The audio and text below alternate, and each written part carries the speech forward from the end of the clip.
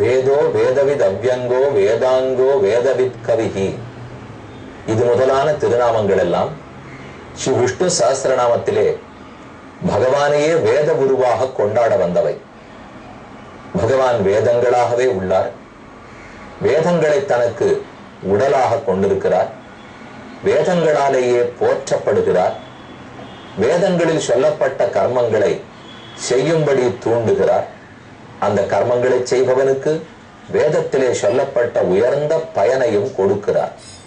இப்படி பகவானுக்கும் வேதத்துக்கும் தான் எத்துணை தொடர்பு. அந்த வேதங்கள் எல்லாம் பிரம்மத்தை பற்றி கூறும்போது ஆத்மனி திஷ்டன் ஆத்மனோ அந்தரோ யமயதி, யாரொருத்தன் அனைத்துக்குள்ளும் புகுந்து அந்தராத்மாவாக இருந்து எல்லாவற்றையும் ஆட்சி புரிகிறானோ, யார் அனைத்திலும் நீக்கமர நிறைந்திருக்கிறானோ, யாரே நமக்கு அந்தர்யாமியாக இருக்கிறானோ அவனை வணங்குவோம் என்று ஓதுகின்றன.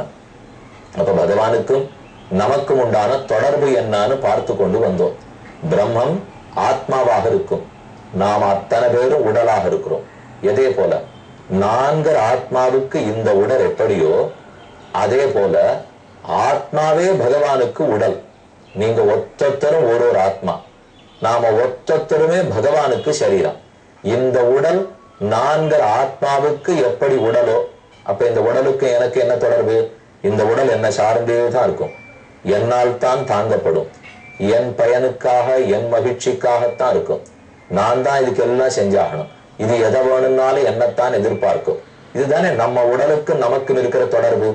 இதே போல நாம்கிற ஆத்மாவே பகவானுக்கு உடல். நாம்கிற ஆத்மா பெருமானை விட்டு பிரியவே மாட்டோம், சார்ந்தேதான் இருப்போம். எப்போதும் அவருக்கு பெருமை சேர்த்து கொண்டே இருப்போம். அவருக்கு சரீரமாகவே தான் இருப்போம். இதைத்தான் சரீராத்ம பாவம் சரீராத்ம பாவம்னு சொல்லுவார்கள். என் உபனிஷத்தும் சரி, ஸ்ரீராமாயணமும் சரி, ஜெகத் சர்வம் சரீரந்தே, இந்த ஜெகத்தனை பகவானே உனக்கு சரீரம். சர்வம் கல் விதம் பிரம்மத்த ஜலாநிதி சாந்த உபாசீத. இதோ நாம கண்ணால பார்க்கிற இது இத்தனையும் பகவானாலேயே படைக்கப்பட்டு காக்கப்பட்டு அழிக்கப்பட்டு அவனாகவே இருக்கும். இது இத்தனையும் அவனேன்னு சொல்றோம். ஏனால் அவனால் இவை நீக்கமர நிறைந்திருக்கப்படுகின்றன. பகவான் வியாபகனா இருக்கார், இவை அத்தனையும் வியாபியம்.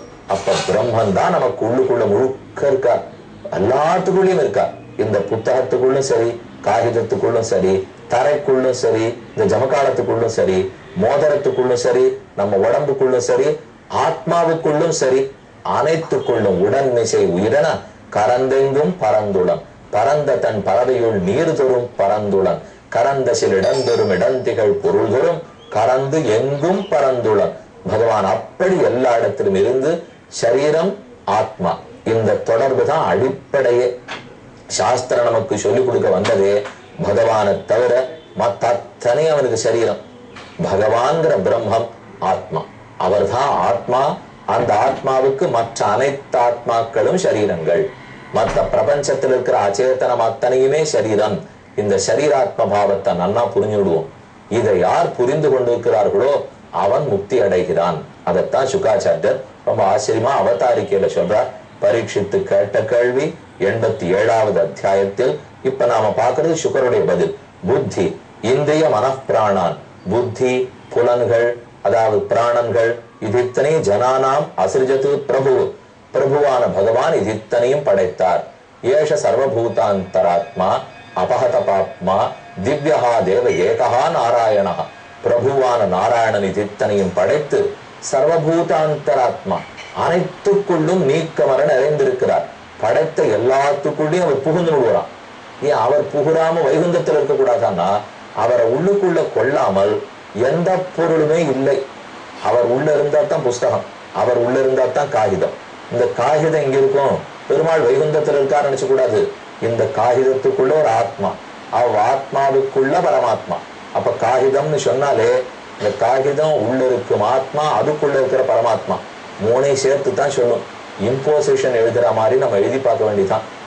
ஏன்னு தான் இப்ப பார்க்க போறோம். அதைத்தான் சுகர் சொல்றார். மாத்ராச்சஞ்ச பவார்த்தஞ்ச ஆத்மனே கல்பனாயச்ச. பிரம்மம் இந்த லோகத்தை சிருஷ்டித்ததே அவனவன் நன்கு இங்கேயே அனுபவிக்கட்டும். கர்மயோகம், ஞான யோகம், பக்தி யோகம், சரணாகதி பண்ணட்டும். பண்ணி நம்ம அடையட்டும். என்ன இகலோக அனுபவம், பாரலௌகிகமான அனுபவம், ஆமுஷ்மிக அனுபவம் இதெல்லாம் கிடைக்கட்டுங்கிறதுக்காக படைச்சார். சைஷாச்சுபனிஷத் பிராமி பூர்வேஷாம் பூர்வஜைஹி திருதா ஸ்ரத்தையா தாரயேத்யஸ்தாம் க்ஷேமம் கச்சேத் அகிஞ்சனா. அனைத்தும் பிரம்மத்தாலே நிறைந்திருக்கும். பிரம்மத்தை உபாசித்து உள்ள இருக்கிற பிரம்மத்தை உபாசித்து மோட்சத்தை அடையணும்னு தான் எல்லாரும் சொல்லி வச்சிருக்கார்கள். இந்த அறிவு யாருக்கு வந்துடுதோ அவன் ஒண்ணு புரிஞ்சுக்கிறான், நாம பிரம்மத்தை அடைய தெரிஞ்சுக்கிறான். ஆனா இது வரணும்னு சொன்னா முக்கியமா ஒண்ணு தெரிஞ்சுக்கணுமே, எல்லாவற்றுக்குள்ளும் பெருமான் இருக்கார்னு சொன்னால் இது என்னத்துக்கு பதில்? ஸ்லோகம் என்னன்னு ஆரம்பிச்சது? பரீட்சித்து என்ன கேள்வி கேட்டான் பாருங்க. முதல் ஸ்லோகத்தில் கதஞ்சரந்தி ஸ்ருதயா சாட்சாத்து சதசத பரே. வேத வாக்கியங்கள் எல்லாம் பிரம்மத்தை சொல்லும்னு சொன்னீரே, என்னமா சொல்லும்? வேத சொற்கள் பிரம்மத்தை சொல்லுமா? ஏன்னு பரீட்சித்துக்கு கேள்வி. சுகரே கேட்டார், ஏன்பா அந்த மாதிரி சொல்றே, ஏன் வேத சொற்கள்லாம் பிரம்மத்தை சொல்லக்கூடாதான்னா? சொற்கள் எப்படி இருக்கு பாருமே, பசு, ஆடு, கோழி, மலை, மரம், புத்தகம் இப்படித்தானே இருக்கு. அதெல்லாம் அந்தந்த அமைப்பைத்தானே குறிக்கும். இந்த சொற்கள்லாம் பிரம்மத்தை போய் சொல்லுமா என்னதான் அவனுடைய சந்தேகம். சுகாச்சாரிய பதில் சொல்ல போறார், நாம் மலை, மண்ணு, மட்டை, கோழி என்று எந்த சொல்ல சொன்னாலும் அது பிரம்மத்தை தான் குறிக்கும்னு பதில் சொல்ல போறார். சாஸ்திரத்தை படிச்சிருந்தோம், அஸ்ருத வேதாந்திகளாக இருந்தாலும் வச்சுங்க, வேதாந்தத்தை நன்கு கேட்டிருந்தோம்னா அப்ப இது இத்தனையுமே பிரம்மந்தான்னு புரிஞ்சு விடலாம். வேதாந்தத்தை நம்ம கேட்டது இல்லைன்னா பசுங்கிற சொல் பசு உருவ அமைப்போட நின்றுடும்னு நினைச்சுக்கிறோம். குதிரை சொல்லு உருவ அமைப்போட நின்றுடும்னு நினைச்சுக்கிறோம். கிடையவே கிடையாது. பசுங்கிற சொல் முதல்ல அந்த உருவ அமைப்பை குறிக்கும். 4 கால், தொங்கு சதை, வால், கொம்போ ஏதோ இத போல இருக்கிற அமைப்பு. இந்த அமைப்பை முதல்ல சொல்லிட்டு, இந்த அமைப்பு எதனால நிக்கிறது? ஆத்மா உள்ளுக்குள்ள இருந்தா தானே இந்த அமைப்பே நிற்கும். அப்ப இந்த பசுங்கிற சொல்லே அடுத்து உள்ளுக்குள்ள இருக்கிற ஆத்மா அளவுக்கு குறிக்கும். இந்த உடல் எதனால் இருக்கிறதோ, இந்த உடல் எதனை சார்ந்து இருக்குமோ, இந்த உடல் எதனை விட்டு பிரியாதோ, இந்த உடல் எதற்கு அடைமொழியோ, அப்ப இந்த பொருள் எதுவோ இதை குறிக்கும் சொல் உள்ளுக்குள்ள இருக்கிற அளவுக்கு சொல்றது இல்லையோ, விசேஷம் அளவுக்கு அடையக்கூடிய அளவுக்கு போகும் இல்லையோ. அப்ப பசுன்னு சொன்னால் எதனால் அது உள்ள இருக்கிற ஆத்மா அளவுக்கு போறது? இந்த பசுங்கிற உருவ அமைப்பு அந்த ஆத்மாவுக்கு சரீரம், அந்த ஆத்மாவை விட்டு பிரியாது, அந்த ஆத்மாவை சார்ந்துதான் இருக்கும். ஆகையால் இந்த சொல்லே ஆத்மாவளவுக்கு குறிக்கும். இப்ப புரியுற சொல்லியோ. இப்ப போட்டு காட்டேன், படிச்சு பாருங்க. உலகிலோ வேதத்திலோ அனைத்து சொற்களும் பிரம்மத்தையே கூறும். அனைத்து சொற்களும் பிரம்மத்தை தான் சொல்லும். ஏன், எப்படி சொல்லும்னால் இப்ப பார்ப்போம். பசுன்னு சொல்லும் போதே அது பசு உருவ அமைப்போட நிக்கிறது இல்லை. தாமரைன்னு சொன்னால் தாமரை உருவ அமைப்போட நிற்காது. மல்லிகைப்பூன்னு சொன்னா மல்லிகைப்பூ உருவ அமைப்போட நிற்காது. ஏனால் இது எதை சார்ந்திருக்கிறதோ அது வரைக்கும் அது சொல்லி ஆகணும். பசு உருவ அமைப்பு எதை சார்ந்திருக்கிறது? உள்ள இருக்கிற ஆத்மாவே. குதிரை உருவ அமைப்பு எதை சார்ந்திருக்கிறது? உள்ள இருக்கிற ஆத்மாவே. மனித உருவ அமைப்பு எதை சார்ந்திருக்கிறது? நான்கிற ஆத்மாவே. அதனாலதான் மனிதன் சொல்லச்சேவே உள்ள இருக்கிற ஆத்மாவையும் சேர்த்து தான் அந்த சொல்லி குறித்தாகணுமே தவிர வெறும் மனித உடலோட மட்டும் நின்றே போகாது. பார்ப்போம் எப்படி எனில், பசு என்றால் பசுத்தன்மை பசுவை சார்ந்தே விட்டு பிரியாமலே இருக்கும். இப்ப பசுன்னு சொல்றோம், பசுத்தன்மை கோத்துவம் இருக்கும் இல்லையோ, அந்த தன்மை கண்டிப்பா அந்த கௌஹுன்னு சொல்லப்படுற மாட்டை சார்ந்துதான் இருக்கும், விட்டு பிரியாமலே இருக்கும். பசு எனும் சொல் உடல் அமைப்பையும் அதோட நின்னுடாது. இதுதான் பரிவசானம்னு சொல்லுவார்கள். உடல் அமைப்பையும் உள்ளே இருக்கும் ஆத்மாவையும் சேர்த்தே குறிக்கும். பசுன்னு சொன்னாலோ குதிரைன்னு சொன்னாலோ உடல் அமைப்போட நின்னுடாது. இது இருக்கிறதுக்கே காரணமா இருக்கே, இதை தாங்கி கொண்டு அந்தராத்மாவா இருக்கே, அந்த ஆத்மாவளவுக்கு குறிக்கும். இதுதான் அபிரதக் சித்த விசேஷனம்னு பேர். விட்டு பிரியாமல் சார்ந்தே இருத்தல். இப்படி பாருங்க, தேவதத்தன் பாவத்தால் புழுவாக பிறந்தான். நான் சொல்றேன், ஒருவேளை புழுன்னு சொன்னால் புழு உடல் அமைப்போட அந்த சொல்லு நின்று படுறதுன்னு வச்சுப்போம். என்ன ஆபத்து வருது பாருங்க, ஒரு ஃபேலசி உருவாகும். என்னன்னா, தேவதத்தன் ஒருத்தர் இருந்தார் சுவாமி, என்னமோ தப்பு தப்பா பண்ணிவிட்டார், தேவையில்லாம பிராணிகள் எல்லாம் வதைச்சார், குத்தி குத்தி புழுவெல்லாம் துன்பப்படுத்தினார். தேவதத்தன் பண்ணிய பாவத்தால் புழுவாக பிறந்தான்றோம். பாவம் பண்ணது யாரு? தேவதத்தன்கிற உடலா ஆத்மாவா? உடலுக்கு யோசிக்கலாம் தெரியாது, பாவம் பண்ணவும் தெரியாது, அது வெறும் கருவி. அப்ப தேவதத்தன்கிற ஆத்மா அறிவு இருக்கிறவர், அவர் தான் யோசித்து பாவம் பண்ணியிருக்கார். அப்ப தேவதத்தனும் நம் ஆத்மா பாவம் செய்ய புழுவாக பிறந்தார்னா புழுங்கிறது உடல் என்ன குறிக்கும்? அப்ப இந்த புழுங்கிற சொல்லு யாரை குறிக்கணும்? இந்த புழு உடலுக்குள்ள அந்த தேவதத்தன் இப்ப தண்டனை அனுபவிச்சிருக்காரு, அவர் அளவுக்கு இந்த சொல்லு குறித்து தானே தீர வேண்டும். தேவதத்தங்கிற ஆத்மா பாவம் செய்தார், புழுவாக பிறந்தார் நாள். அப்ப புழு உடலை எடுத்து கொண்டு ஆத்மா துன்பத்தை அனுபவிக்கிறார் அர்த்தம். அப்ப புழுங்கிற சொல்லே உள்ள இருக்கிற ஆத்மா அளவுக்கு குறிக்கிறது அல்லவா? அதை நன்னா புரிஞ்சுங்க. அப்ப ஆத்மா செய்த பாவம் புழு உடலுக்கு இல்லை, புழுவுக்குள் இருக்கும் அதே தேவதத்த ஆத்மாவை குறிக்கும். ஆக புழு எனும் சொல் ஆத்மாவளவுக்கு செல்லும். மனிதன் சொன்னாலே உடலையும் உள்ளே இருக்கும் ஆத்மாவையும் சேர்ந்தே குறிக்கும். உடல் ஆத்மாவை விட்டு பிரிந்தவுடன் மனிதன் கூறுவதில்லை, பிணம், மனித உடல், பூத உடல் என்று மாற்றி சொல்லுகிறோம். ஆக உடலாக இருக்கணும், விட்டு பிரியாமல் இருக்க வேண்டும், சார்ந்தே இருக்கும். ஒன்றை குறிக்கும் சொல் ஒன்று மற்றொன்றை விட்டு பிரியாது, அதை சார்ந்துதான் இருக்கும், அதுக்கு சரீரமாக இருக்கும். அப்ப இதை குறிக்கக்கூடிய எந்த சொல்லா இருந்தாலும் அது எதை சார்ந்து இருக்கிறதோ அது வரைக்கும் குறிக்கும். பசுங்கிற சொல்லே பசு உருவ அமைப்பை குறித்து அது சார்ந்திருக்கிற ஆத்மாவளவுக்கு சொல்லும். கோழிங்கிற சொல்லே கோழி உருவ அமைப்பை குறித்து அதை சார்ந்திருக்கிற ஆத்மாவளவுக்கு சொல்லும். ஆக மொத்தத்துல இப்ப என்ன சட்டத்தை நாம புரிஞ்சுட்டோம்?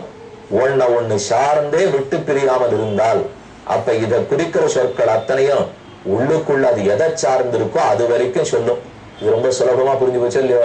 சட்டுன்னு இப்ப எக்ஸ்ட்ராபுலேட் பண்ணிவிடலாம் நீங்க. ஆக ஆத்மா பிரம்மத்தை சார்ந்தே இருக்கிறபடியால், ஆத்மா பிரம்மத்தை விட்டு பிரியாதபடியால், ஆத்மாவே பிரம்மத்துக்கு விசேஷமாக இருக்கிறபடியால், அப்ப ஆத்மாவை சொல்லும் சொல்ல அத்தனையும் பரமாத்மாவளவுக்கு குறிக்கும். அப்படின்னு என்னாச்சு?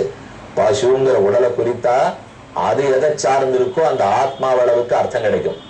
அதோட நின்றுவிடாது, அந்த ஆத்மா எதனை விட்டு பிரியாமல் சார்ந்திருக்குமோ அந்த பரமாத்மாவளவுக்கு குறிக்கும். அப்ப ஒரு சொல்லுனாலே அந்த உருவ அமைப்போட நின்றுடாமல் அதற்கு மேலே இருக்கக்கூடிய ஆத்மாவை சொல்லி அதற்கும் உள்ளே இருக்கக்கூடிய பரமாத்மாவளவு சொல்லும். அதே போல் ஒவ்வொரு ஆத்மாவும் பொருளும் பிரம்மத்தை விட்டு பிரியாமல் உடலாக சார்ந்தே இருக்கிறபடியால் அனைத்து சொற்களும் பிரம்மத்தையே சொல்லும். ஜாதியா குணமா கிரியையா அதை வச்சிருந்து பேச்சல்ல, சார்ந்தே இருக்குமா, விட்டு பிரியாமல் இருக்குமா, சரீரமாக இருக்குமா இருந்தால் இதை குறிக்கிற சொற்கள் அத்தனையும் உள்ளுக்குள்ள இருக்கிற ஒரு ஆத்மாவை சொல்லும். அந்த ஆத்மாவும் பகவானுக்கு அப்படி சரீரமாக இருக்கும் இல்லையோ?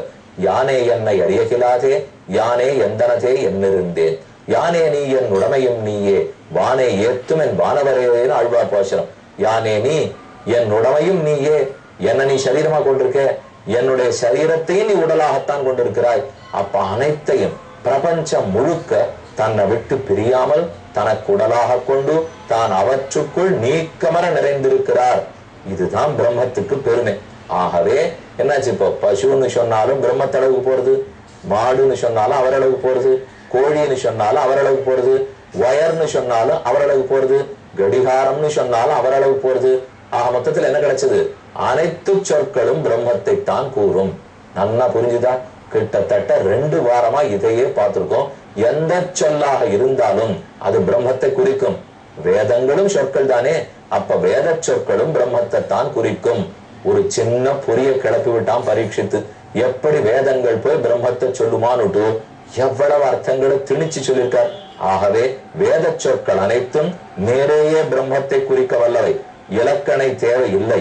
காரணப்பெயரோ இடுபெரு பெயரோ குறிக்கும் சித்து அச்சித்து ஆகியவை அனைத்தும் பிரம்மத்தை பிரியாமல் சார்ந்தே இருப்பதால் பரமாத்மாவையே குறிக்கும். ஆகையால் தான் இந்த உண்மையை யார் தெரிஞ்சுக்கிறானோ அவன் பிரம்மத்தை உபாசித்து மோட்சமே அடைகிறான் என்று சுகாச்சாரியர் அற்புதமா பதில் சொன்னார். இனி மேற்கொண்டு ஸ்ருதி பகவானை குறித்து வேதங்கள் எல்லாம் என்ன ஸ்தோத்திரம் பண்ணுகின்றனான்னு பார்ப்போம்.